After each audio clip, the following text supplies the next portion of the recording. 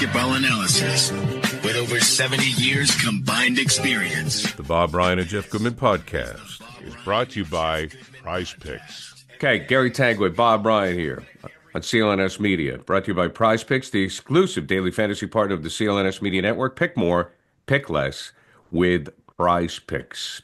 Okay, Bob, as you have said all along, and Jeff did as well, it seems that the Celtics have righted the ship. So can we stop worrying?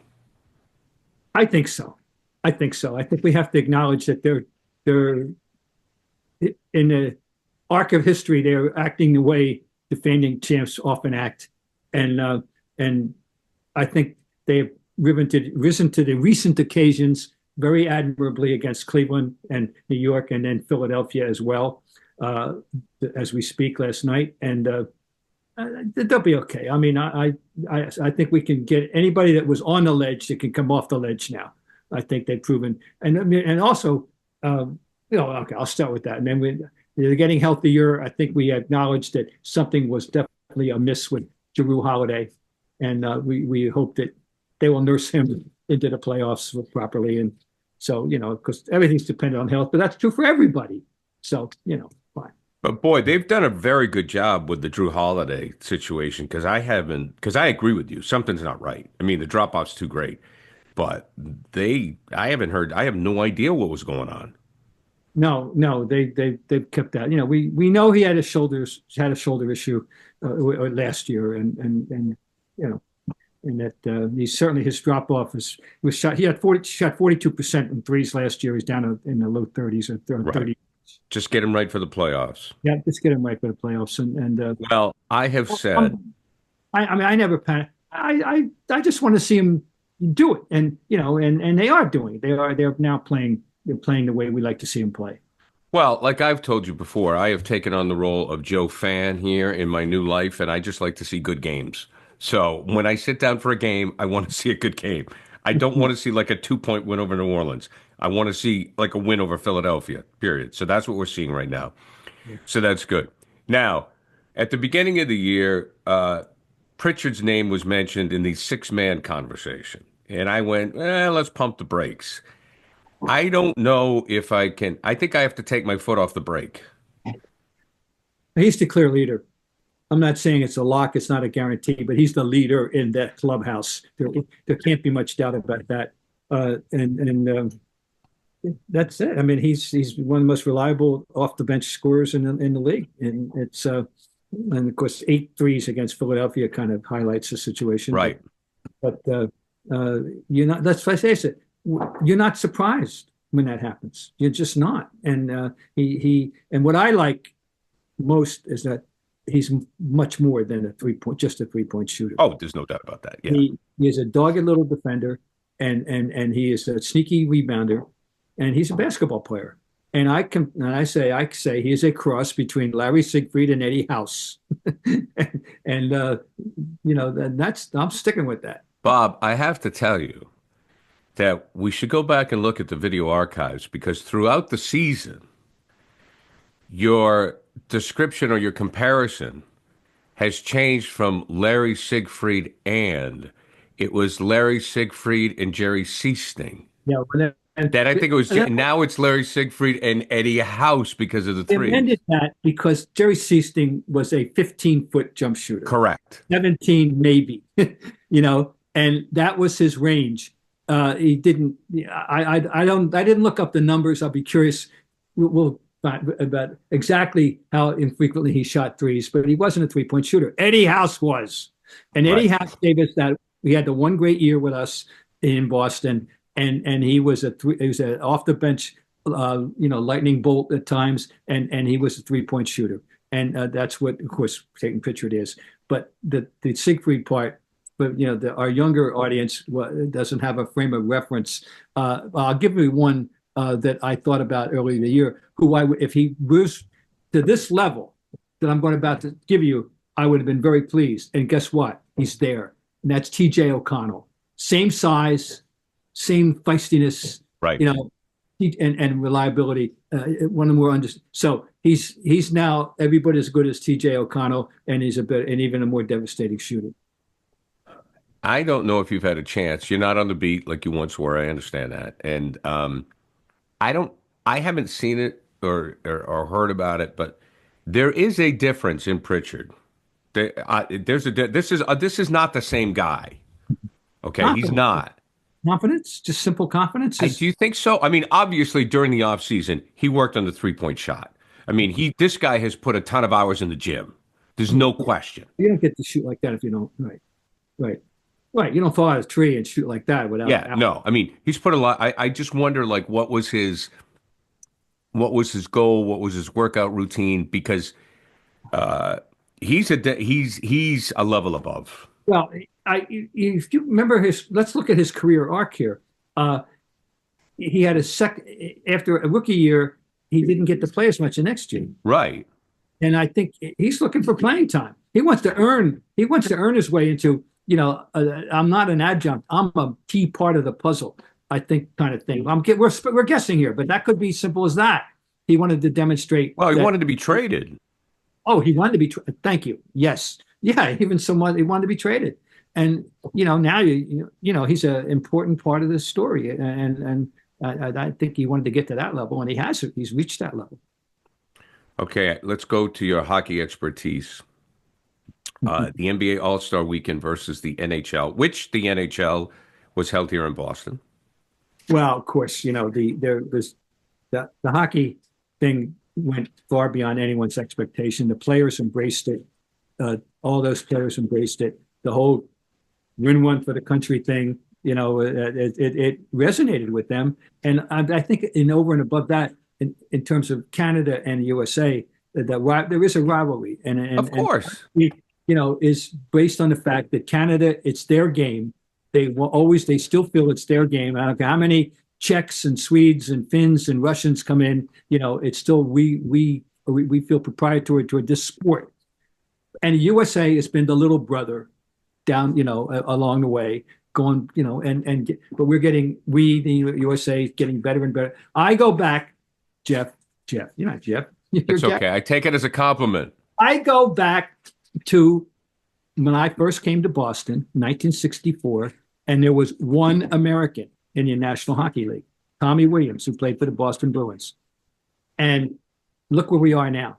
Right. And so that we've had this evolution. And, the Canadians are very proprietary and proud, those players. And of course, the Americans now, on their side, they want to show that we're just as damn good now. And so it's a really cool rivalry, and they took it very, very seriously. Now can't speak directly for the Swedes and the Finns, but they wanted to prove their worth and all that. And we know that based on what we were hearing from David Pasternak, that the Czechs don't understand why they weren't there, since they were reigning world champion, quote unquote. And I'm wondering why they weren't. I don't know how this came about. Okay, that they chose Finland specifically over the Czech Republic. I don't know, but anyway. But this thing, so this thing worked out beyond anyone's expectations. The two USA Canada games were riveting. You couldn't take your eye off. This was brilliant, wonderful hockey. Okay. The NBA. We've gone over. These players are reprehensible in this regard. Where is their personal pride? Why did they deteriorate and denigrate this game? They don't want to play it, and I don't get it. And what they did last year, when Larry Bird and Dr. J were summoned in to give them a little pep talk, and then they gave them directly the middle finger, went out and went 211 to 186, a farce. Not even a non-athletic event, right? And created, and the league then gave, all right, we give up with these guys. So now they come up. I didn't watch 1 second of Yeah, those. neither did I. I had no interest. No interest in it at all. And I did stumble upon. I'll give them with us. I flipped over from the end of the first period of the USA Canada game, and just as McClung was getting ready to jump over the car and reverse the dunk. Very impressive. Although I actually like Stefan Castle's 360 behind the back lefty as much. I thought that was really something. I like that. By the way, he's the rookie of the year. But anyway, we'll talk about that someday.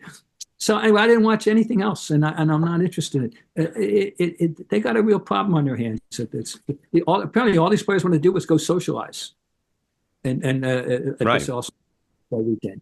Of course, just this three. And as far as the slam dunk is concerned, I still maintain that once Spud Webb won it at 5'6", they should have said, "Who cares? I don't care about a 6'8" or 7 guy dunking."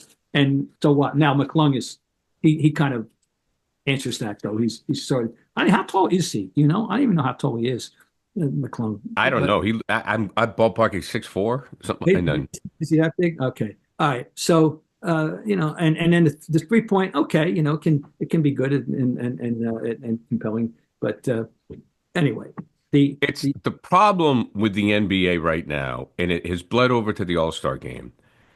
And I've said it before, the league is about the players and not the fans. And that's it. Because when you have game management and load management, you have, and I've said this before, and I'll say it again, you have families that save all their money and they go to one game and their star player's not playing.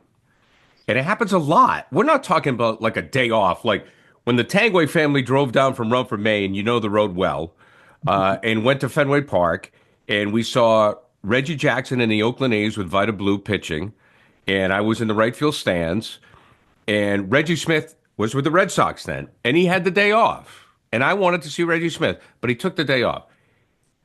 How many days off did Reggie Smith take that year? 3, 4, maybe? I don't know. But it was also a much longer schedule. Kids go to the Garden, they want to see their favorite player, they take the day off. It's bled over into the All-Star game. It's not about the fan. It's about the player. The player wants to schmooze. The player wants to have fun. The player wants to be with their buddies and goof around. They've forgotten the fan, Bob. They have. And the fact that you were speaking, I was thinking that they've gone so far as to have to set a standard of games to be qualified for an award now, 65, that you're allowed to miss 17 games before they cut you off from being honored in this league. And that, some of that's because of injury. We know that, and there's a frightening amount of injuries at times. But it's most of it. If we didn't have this load management, we wouldn't have this. We wouldn't have it. Happen at 60, say you got to play at least 65 games, and that's part of the reason. You're right. But anyway, what to do? I don't know. That's the deal, though. But that's the deal. Now, we've talked about it before. Do you have an international versus United States game?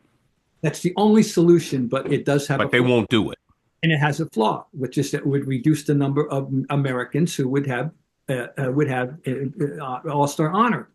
Because instead of 24, you'd now be down to 12. Right. And don't forget that, the other guys would get the Canadians and as well. And we might lose. You could make it North America versus world if you want. That might be a partial. That might be better. And that's the only solution to have a really good game. Right.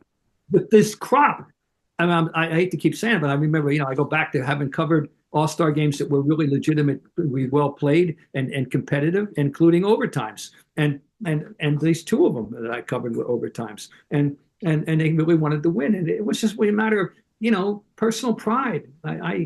It just doesn't resonate with these guys. It's now, gone. I blame which leads us to a next topic. I blame the leader of the pack for not setting the tone right. Mr. James, Mr. LeBron, and I'm sorry, he has the sway. If he wanted to play, this thing might never have deteriorated the way it has. I think. Right. All right, Bob, got to take a quick break. Tell you about Prize Picks. Prize Picks is the best place to get real money sports action with over 10 million members and billions of dollars in award winnings. Prize Picks has made daily fantasy sports accessible to all. You just pick more or less and at least 2 players for a shot to win up 1,000 times your cash. Run your game all season long on Prize Picks. Don't forget, Prize Picks has invented Flex Play, which means you can still cash out if your lineup isn't perfect. You can double your money, even if one of your picks doesn't hit. And Prize Picks puts members first, so all withdrawals are fast, safe, and secure. When your picks hit, you can get your money as quick as 15 minutes. Prize Picks also offers weekly promotions that can lead to big payouts like Taco Tuesday. Each Tuesday, Prize Picks discounts select player projections up to 25% to provide even more value for your lineup. You think Steph Curry will get more than 5 threes, or Giannis for more than 35? Cook up those hot takes with your friends and win real money this basketball season when you and your crew run your game on Prize Picks. What are we looking at here as we get back to work? Jayson Tatum, more than 25 points. Luka, more than 8 assists. Take a look. Make your play on Prize Picks. Download the app today. Use code CLNS and get $50 instantly after you play your first $5 lineup. Download the app today and use code CLNS to get $50 instantly after you play your first $5 lineup. Prize Picks. Run your game. All right, Bob. Let's get back to the docket now here. The biggest surprise so far, team or individual for you this season?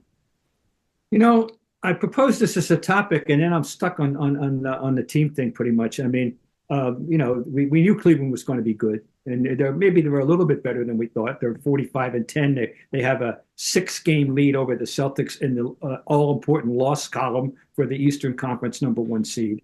Okay. Maybe Memphis. All right, they're better, a little bit better than I thought. I'm not exact. I'll be honest. I gotta have to study them better. We know about Morant and all that. The big addition to the team on paper was Zach Edey, and I know he's having some impact, but he's not going to be rookie of the year or anything like that. But they're 36-19. They're 21-6 at home. We knew OKC, they're just living up to what we thought perfectly. They're 44-10. Maybe. So I'm not sure about team. The Knicks are, I don't know about you. How bullish were you on the Knicks before the season started? Well, I have to admit, I'm going to blame it on you. Because I said if the commissioner, quite frankly, I wasn't as bullish as you, but you kind of got me thinking like that. But you weren't wrong. They're that starting five is very impressive. I'm telling you now. Of course, right. The issue with them is that they play the most minutes as a group by far. They're right. They're least reliant on a bench of any contender of any in the league, and it's something that's talked about constantly in the New York press about that. And we'll see. They didn't really address the situation that well. Let me ask you this, Bob. When you take a look at Cleveland,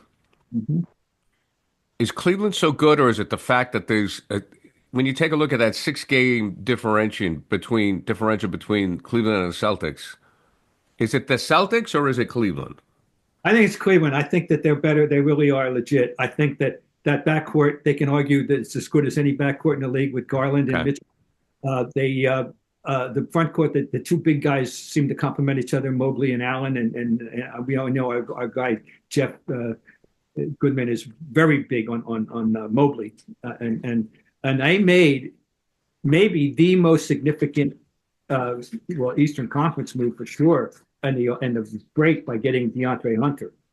I like him. I've liked him from Virginia days, and they got more depth at the forward position, and he's a guy that I think will be looking to match up with our guys with Tatum and Brown. The way the Knicks got last year, they went and got Anunoby, and he was being billed for the same reason. I think they're legit. Yeah, I do. Houston to me is the surprise.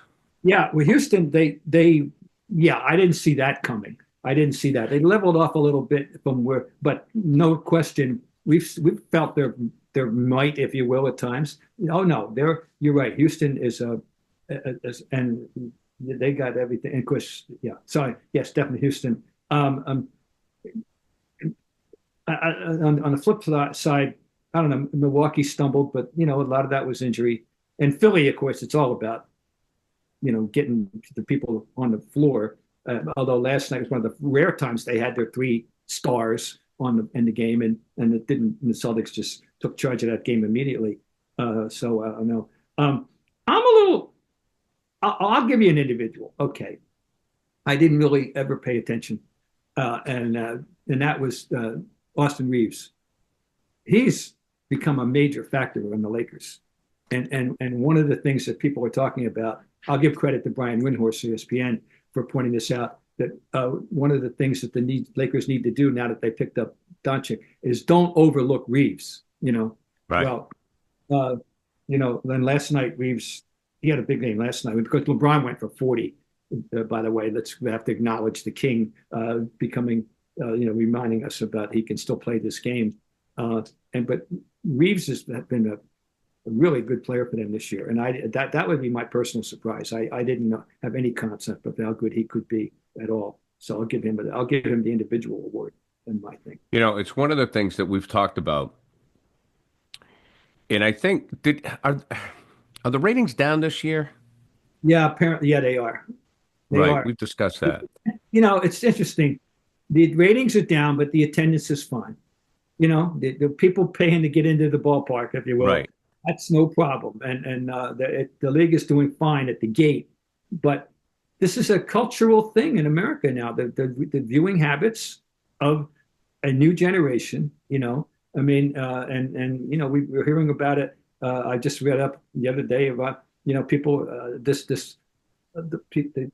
the younger generation. They just want to watch the highlights. They're not going to sit around for 2.5 hours and watch the game. It's not that they don't like the sport. It's just to choose their way. That's their way of watching it.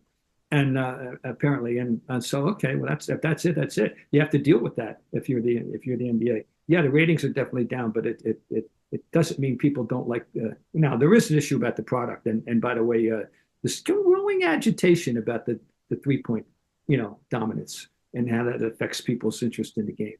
I'm glad to say, because you know where I stand. Well aware. Well, it's become too one-sided, and it gets boring, and people want an inside game.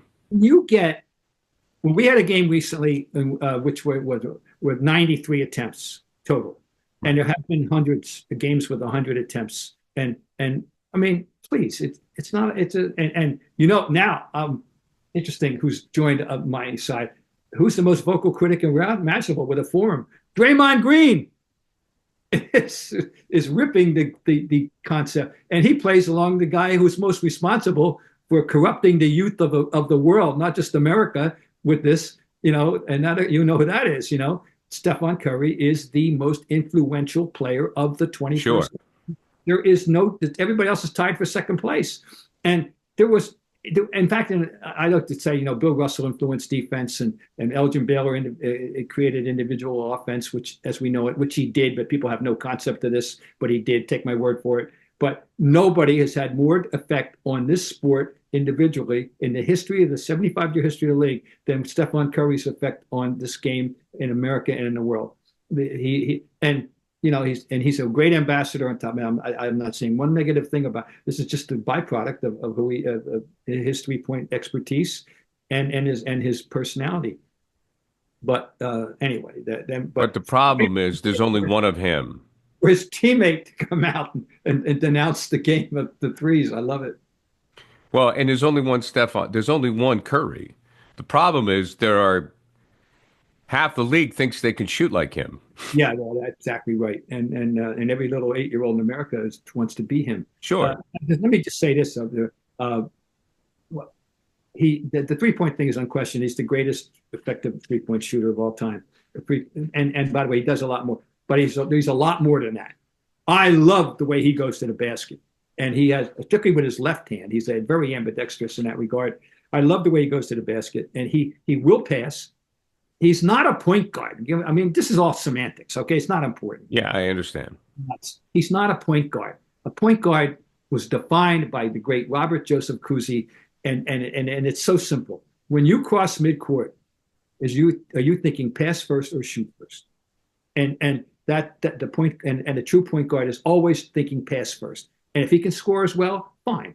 My all-time favorite point guard is Maurice Cheeks. He was the ultimate perfect example of the perfect point guard, okay? And how he understood what his job description was and how he could fulfill the job description, which included making the open shot when it was available to you. Okay. Now, Curry is not thinking pass first when he crosses midcourt, and he shouldn't. Right. He's a shooter who can pass. So let's just establish that. He's not a point guard. Damn it. Bob has made that clear. Yes. Does the fact that there isn't a face of the NBA hurt the attendance? I don't know. This is an Or issue. not the attendance, the ratings, I should say, the ratings. A talking head topic, a Well, talk that's show. what we are, Bob. We're two talking heads on a screen. Well, this does. Well, we're all right. Well, I guess reluctantly. All right. Well, I think it's a specious thing. I don't think it.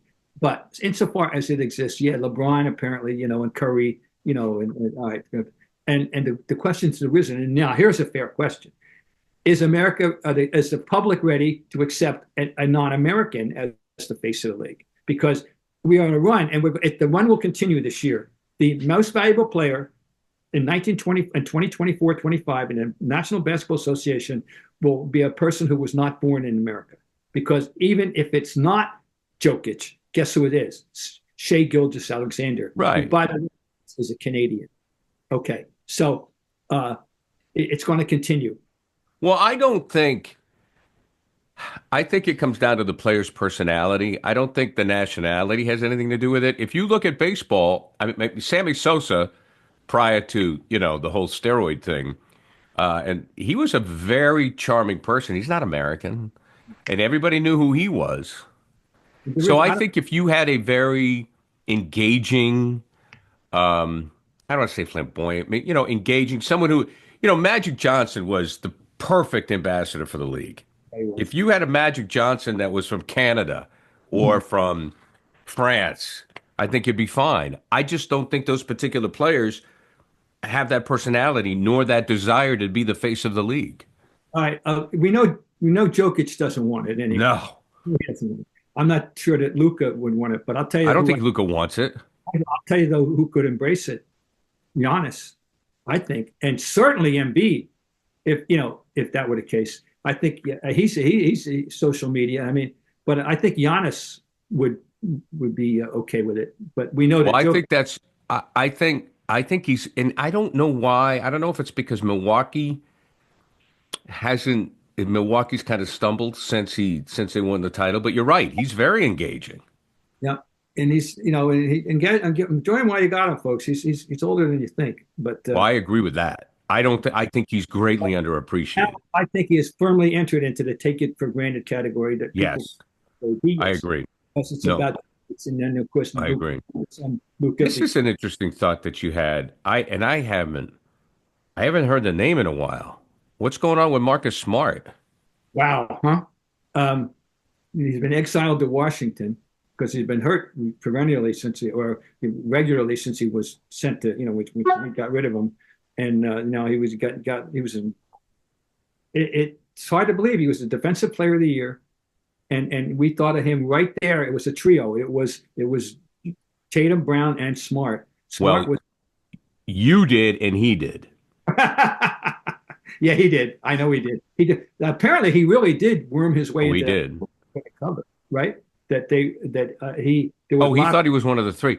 The thing that was so frustrating about Marcus, and I do feel bad for him, though I was a critic of his, he's a nice man.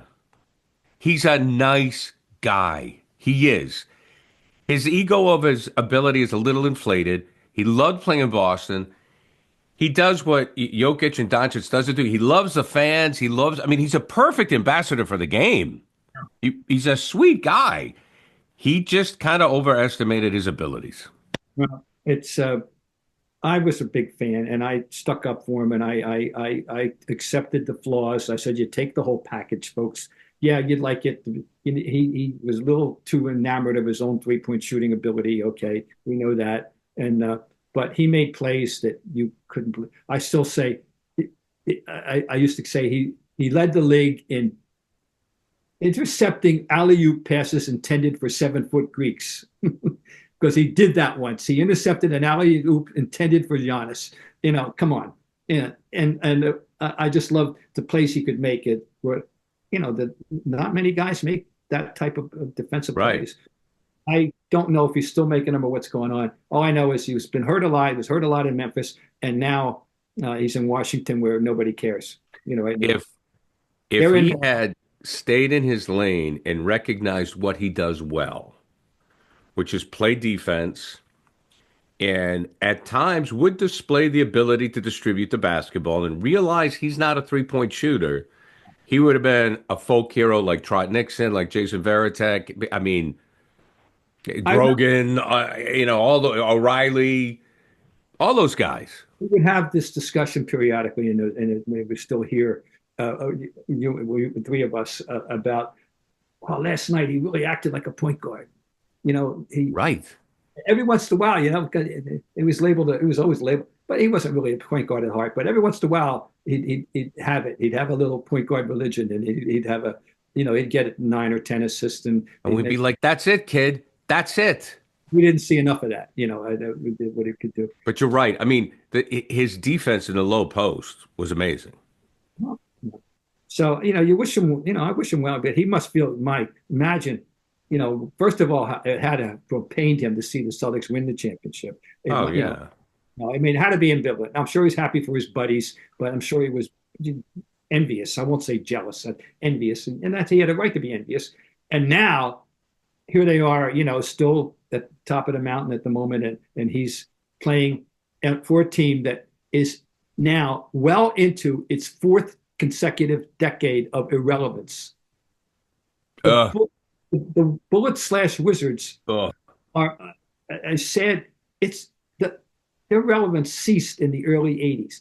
They won the championship in 78. They went to the finals in 79, lost to the Sonics, and then had a couple more. And they've had one little blip on the radar screen now and then. But basically, since 1979, 80, 81, 80, they have been off the radar screen. Well, they've had two players of note since then, and that's Arenas and Wall. Wall, right. That's it.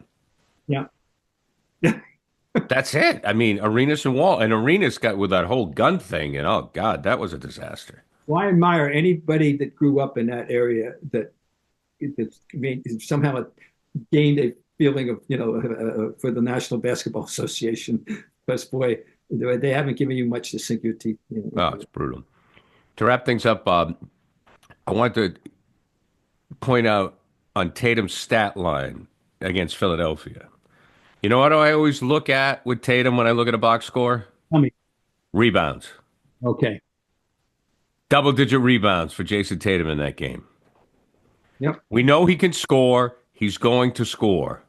I think he had a triple. Did he have a triple-double that game? The assists were up there, too. He had a triple-double. He had a triple-double in that game. Right. Yeah. But I always go to the rebounds. And I go, if Jayson Tatum...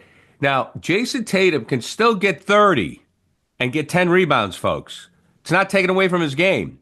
No. But when he went through the shooting slump, he went to the rebounding thing. And now if he combines the rebounding and the effort of defensive rebounding, or whatever, rebounding period, with his ability to shoot, look out, buddy. I don't want anybody else. I've said this before. In the playoffs, I don't want anybody else but Jayson Tatum. You can have all the other guys. I want Tatum. You recall last spring, I said that my big takeaway on him from the playoffs was the defensive rebounding, that he had become a graphic rebounder. There's a big difference, folks, from just balls that fall near you when you're 6'10" and go get things in traffic. And he did that, and it was really an important part of why they flourished last year in the playoffs. Yeah, he is. He's well, I tend to say taken for granted, but he is not yet sufficiently appreciated, even here. Let alone the rest of the outside world. Right. I mean, you want to you can have LA, you can have Denver, you can have Dallas. SGA is a wonderful player. Let's see what happens. They got their big guy back, as you mentioned. That's the difference for them. Yeah. But I mean, Cleveland. In the playoffs, I will take Jayson Tatum over anybody in the league right now. Anybody in the league, because that guy was still an MVP candidate and he couldn't shoot, and now he's shooting well. So look out, world. You've been put on notice. All right, there it is. Okay. All right. Coming up on our next episode, Bob is going to take a deep dive on the Sixth Man of the Year award, and again talk about his favorite player, that little engine that could. And also, where do you think the Celtics will end up record-wise? That's going to be in our next episode, which will be dropping later in the week here on CLNS. We've been brought to you by Prize Picks, the exclusive daily fantasy partner of CLNS Media Network. Pick more, pick less with Prize Picks.